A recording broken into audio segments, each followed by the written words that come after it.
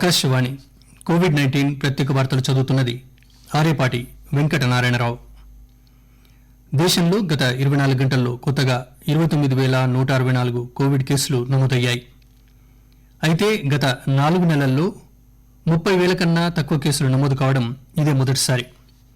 దీంతో దేశవ్యాప్తంగా ఇప్పటి వరకు కరోనా వైరస్ సోకిన వారి సంఖ్య 88,74,291కి చేరుకున్నట్లు కేంద్ర ఆరోగ్య శాఖ వెల్లడించింది. గత 24 గంటల్లో కరోనా వల్ల సుమారు 449 మంది చనిపోయారు. దేశవ్యాప్తంగా వైరస్ వల్ల ప్రాణాలు కోల్పోయిన వారి సంఖ్య ఇప్పటి వరకు 1,30,519కి చేరుకున్నట్లు కేంద్ర ఆరోగ్య శాఖ వెల్లడించింది.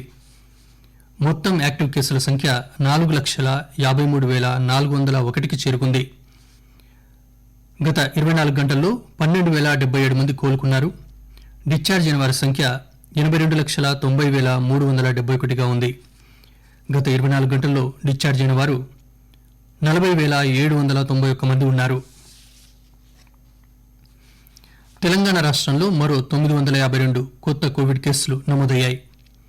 గడిచిన 24 గంటల్లో 38,000కు పైగా పరీక్షలు చేయగా 952 మందికి కరోనా వైరస్ పాజిటివ్ నిర్ధారణ కావడంతో రాష్ట్రంలో ఇంతవరకు కోవిడ్ సోకిన వారి సంఖ్య 2,58,828కి చేరింది.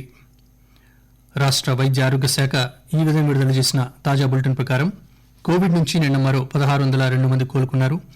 దీంతో రాష్ట్రంలో కోవిడ్ రికవరీల రేటు స్వల్పంగా మెరుగుపడి 94.14% నమోదైంది.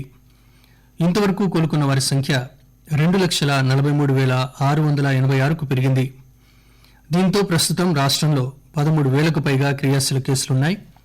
ఇందులో 11,000 మందికి పైగా హోమ్ ఐసోలేషన్లో ఉన్నారు. కాగా నిన్న మరో 3 మరణించడంతో రాష్ట్రంలో కోవిడ్ సంబంధిత ఇతర సమస్యలతో మరణించిన వారి సంఖ్య 1,410గా నమోదైంది. గ్రేటర్ పరిధిలో ఈ రోజు నుంచి 50% బస్సులను తిప్పనున్నారు.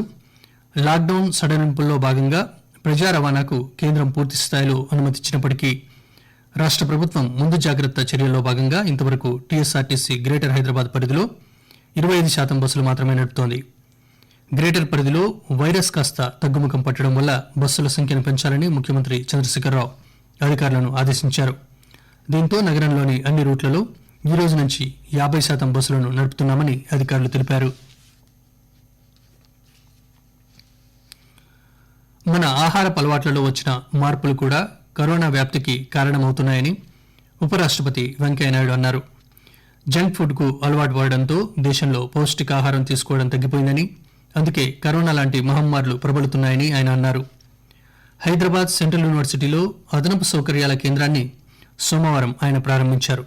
ఈ సందర్భంగా మాట్లాడుతూ పౌష్టికాహారంతో కోవిడ్కు చెక్ పెట్టవచ్చని, శారీరక వ్యాయామం, మాస్క్ ధరించడం, సురక్షిత దూరాన్ని పాటించడంతో పాటు చేతులను శుభ్రం చేసుకుంటే కరోనా నుంచి దూరంగా ఉండొచ్చని ఉపరాష్ట్రపతి వెంకయ్యనాయుడు అన్నారు.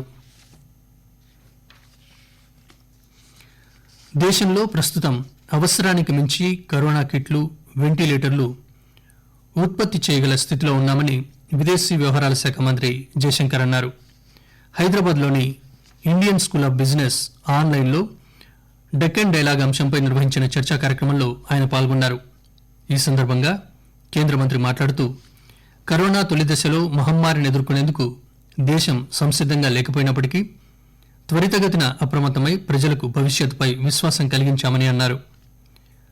ప్రపంచవ్యాప్తంగా అందరికీ వ్యాక్సిన్ అందుబాటులో ఉండేలా చూసేందుకు సహాయపడతామని ఐక్యరాజ్యసమితికి ప్రధానమంత్రి నరేంద్ర మోదీ హామీ ఇచ్చారని మంత్రి గుర్తు చేశారు.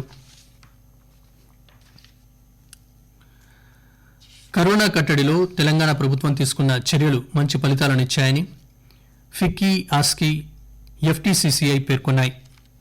కరోనా కట్టడికి తీసుకోవాల్సిన భవిష్యత్ చర్యలపై ఈ సంస్థలు సంయుక్తంగా కోవిడ్-19 యాక్షన్ ప్లాన్ ఫేజ్ 2 పేరిట తెలంగాణ ప్రభుత్వానికి కొన్ని సూచనలు చేశాయి. ఆకాశవాణి కోవిడ్-19 ప్రత్యేక వార్తలు ఇంతటితో సమాప్తం.